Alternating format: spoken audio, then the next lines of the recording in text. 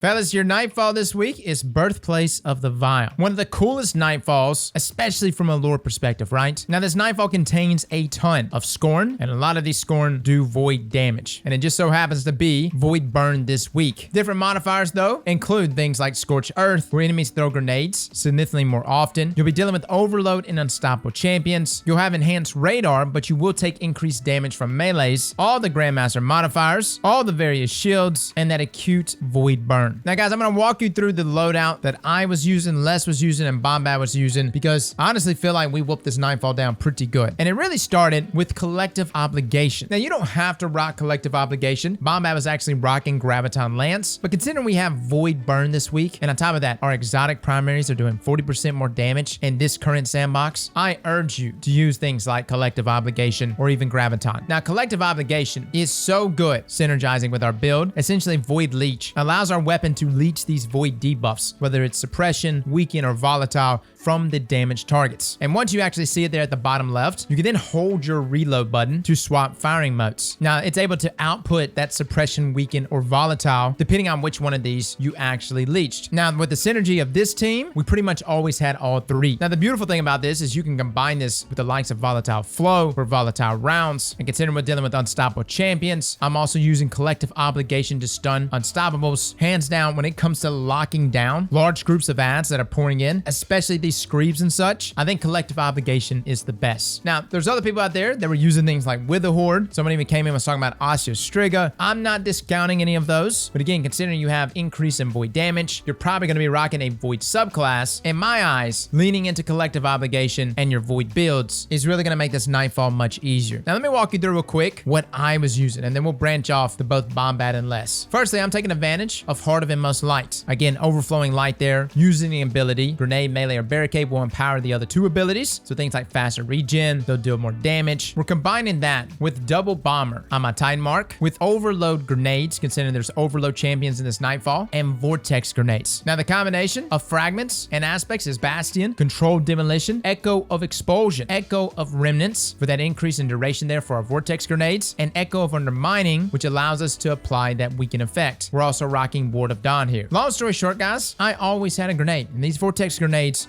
we're really locking down zones. And again, when I throw that Vortex Grenade, I'm applying that volatility. I'm leeching it myself, converting it to my Collective Obligation, thus continuing the explosions. And another beautiful thing about Collective Obligation, you have Umbral Sustenance, where the weapon's magazine is automatically reloaded when you gain Devour, avoid Overshield, or become invisible. Just a nice little addition there, especially when we start talking about Les's and his Devour build. I was also taking advantage of Grenade Kickstart, Elemental Ordnance, where my grenades will spawn Elemental Wells that match my subclass, Element Armaments, where combatant weapon final blows with a damage type that match my subclass has a chance of spawning Elemental Wells. And again, picking up these wells contributes to that ability energy regeneration. I'm also taking advantage of Well of Tenacity because yes, everything in this nightfall can kill you pretty quick. I am also rocking 2 void resistance mods, but let me be clear, if you see Icky on the ground, move. Just get out of there, man, because it will eat through your armor. This void resist, your high resilience, it doesn't matter. And to top everything off, I'm also rocking Font of Might. We're picking up an elemental well that matches my subclass will grant me a temporary bonus to weapon damage. So you can see where all of this is applying. Now, the heavy weapon that I'm using is Tomorrow's Answer, although there's a number of other options out there. If you're looking for a void rocket launcher, you've got Red Herring for this season. I like this particular one simply because it's got auto loading on it. I can just shoot it and then forget it. It also has lasting impression, which on the boss is much better than tracking. Like I was using tracking, but even the boss, it was just moving too much and it would actually evade my rockets mid-track. So lasting impressions to me is just a little easier to guide that rocket to your targets. And of course, combine this with boss spec. I don't really use Tomorrow's Answer or any lasting impression rocket launcher to take down champions because by the time I stun them and then swap to my rocket, shoot the rocket off, lasting impression, when it finally does go off, the champion is already unstunned. So I'm not even doing full damage. Now, going through Les's build real quick. Les is actually rocking Collective Obligation as well, but he's taking a different route. He's going with Verity's Brow, which grants you the 4th magic. Energy weapon kills boost grenade damage. Now, obviously, this is not a hard thing to do with Collective Obligation. He was also rocking Grenade Kickstart, Unstoppable Pulse, Elemental Ordnance, Will of Tenacity, and actually 3 different mods down here. One being Devouring Depths, which increases his void damage or his void super damage when between either critically wounded or benefiting from Devour. And going over his fragments and aspects, you'll see he pretty much always has Devour. He's also rocking Font of Might, Overload Grenades, and Energy Vampirism, where you gain energy for your least charged ability when you suppress a target. Now, bringing it into his actual Void 3.0 subclass menu,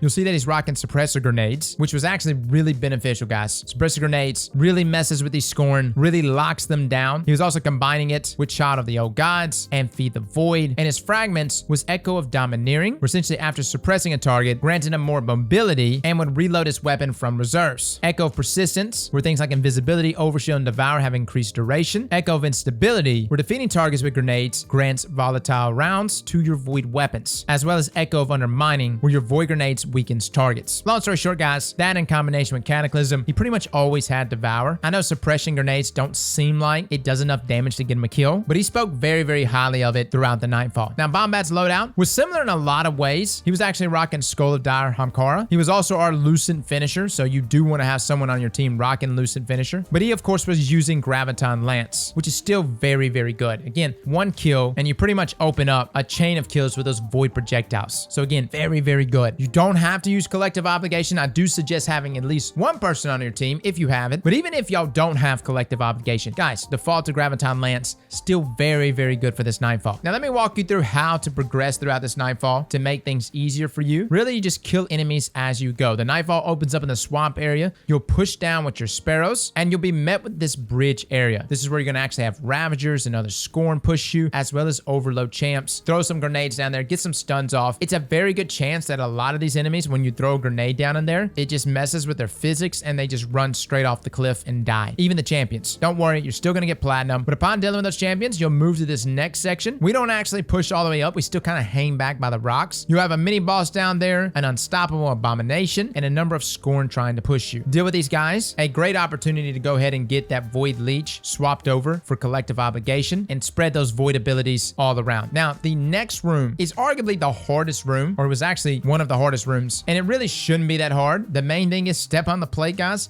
and then get off. There was a lot of times we were trying to just be hard-headed. We would step on the plates and just refuse to move. Here's the thing. You've got ads coming at you from either side. And if you're on the plate, there's like these pillars in between that can kind of obstruct your vision. And so these Screebs can sneak around you. And even though Screebs are technically arc damage when they explode, it's still enough damage to kill you. So honestly, just back off, look to either side. That way you got a clear line of sight on both. I like to actually kind of like back up toward the entrance that we came in on and just let the enemies come to me. Now, upon beating this room, you'll move to the next section. You have some ads on the cliff. Some of these guys have like those Void crossbows or Void snipers or something. Whatever the case, it will instantly wreck you. Like the same thing that took out Cade's ghost, right? Be careful with these guys. Immediately take them out. I wouldn't suggest pushing them until you at least take a couple of them out. Now, across from you, going into the next area, you'll actually have an unstoppable champion and a number of ads. You'll even have an Overload chilling in the back. Try to deal with that unstoppable before he starts to gain immunity. If he does, there will be totems that get spawned in from now and then, and you'll have to deal with those that the Overload champion brings in there. But deal with this Overload champion. Great opportunity to go ahead and get a finish off and then move into the next section. Now, through the next section, you're going to walk for a little bit, and then you'll be in the outside area with this stairway. Now, I like to throw a grenade like right up there in the doorway to just lock the ads in place because you got like stalkers and raiders and everything else trying to run through. But notice right here, I tried to stand in the doorway one of these times, and there was some Icky that was shot out right in the doorway, and I try to slowly back up. Guys, if you see that Void Icky hitting the ground underneath you, bounce, man. Immediately jump away from it because it will kill you so fast, almost instantly. And you can actually visually see it before it actually makes contact with you in the floor. So you have an opportunity to get out of there if you can. Now move up. You're going to have an Overload champion. Sometimes he's up top, sometimes he's down low. Deal with that guy. You have a number of corrupted Ravagers that will push you, and you'll have 2 solar shields to also deal with. Now, we weren't rocking solar. I think one time Bombat or less used a Nova Bomb to pop it. I use like Vortex grenades. Again, we're really heavily leaning into this Void Acute Burn. Now, moving into the next area, you'll go through a portal, and this is that really creepy area where a ton of Screebs are spawning in. Listen, let me tell you something about these Screebs. They got the high jump down. So even if you think you're safe, be very careful staying close to the stairs, right? Like step back a little bit, bait your teammates. I normally like to throw down a grenade right here to just kind of suck everything up that's trying to come up from there. But there are often times, especially like on the second area, I wouldn't suggest everyone pushing over there. Like just have have maybe one person push up to kind of bait the ads up. Everyone else, though, needs to just be chilling in the back. But it's amazing how far these screeps can actually jump. They can literally jump from the stair, flat-footed, like 7 meters to the backside, and they will instantly kill you. Now, deal with the Overload Champion at the end here, and then you'll push through the portal. Now, pushing through the portal will bring you to this area where you actually have 2 unstoppable abominations, a number of ads down low that are spread out. Perfect opportunity to just be suppressing, throwing your void abilities, have void leech. All of this will instantly mess these guys up. And trust me, I think Scorn are some of the most annoying enemies to go against, especially the ones with the shields, right? Those lurkers be sitting there blocking all your stuff. But the beautiful thing about these void abilities with things like collective obligations is you're still applying all of that stuff, even if you're hitting the shield, right? But deal with those champions, and then you're going to move up to the right side. Now, moving up to the right side, you'll have to disable 2 of these resonant slaps. Now, this first one, you really just have ads coming 2 different directions, right across from you, and then some of them coming up the stairs. You can jump up there to one of the pillars and just hit everything that's trying to come at you and have kind of a sky-eye view on everything. And this is where, of course, collective obligation shows even more of its value, as well as Graviton Lance. And then you'll move to the second plate. Here, it's almost like the ads kind of come from all over the place, but it's really just 2 different sides. And as long as you're locking them in the moment they're spawning in, like when you actually start seeing the white of their spawn and throw a grenade down in that area, it'll hit everything that's trying to drop in. Now, upon getting that plate done, you'll move to the next room. You'll jump up here. You'll have an unstoppable champion in here and a number of ads. Deal with that unstoppable champion, clear the corruption, and you'll open up another portal. This will take you to this area right here, which has ads spread out, and you'll have to traverse to the other side. Be very careful. I know that just looks like some minors, but there is majors in here, some thick boys, and the thick boys actually like to sit in the back and kind of like wait for you to push before they reveal themselves. So be careful, don't get baited. But moving into the final section of this room, you'll have an overload champion at the end. Go ahead and get a stun off on him and get a finish off the top your ammo. You'll then teleport back, and this room right here actually causes the wipe one time a day, and it's actually because that void icky that we were talking about earlier, yeah, a lot of that is shot into this doorway. Be very careful about being in these doorways. I actually ended up pushing through and popping a bubble. That way I can just draw some of the attention to me. But deal with all those ads, and you'll have 2 overload champions to deal with at the end. And as long as like one of you is grabbing some of the aggro, this should keep some of your other teammates safe. But again, don't push up unless you have a means of survival. And in my case, it was a bubble. Now moving to this next area, I love this bridge section. You have a ton of ads that are pushing up to this bridge, some mini bosses, unstoppable champions in the back. It's complete chaos, but at the same time, if you got the right build, you will lock everything down. Deal with the mini boss that's trying to move up, and then proceed to move forward and deal with those unstoppable champions, as well as a number of those ads. Again, with a combination of collective obligation, Graviton Lance, vortex grenades, suppression grenades,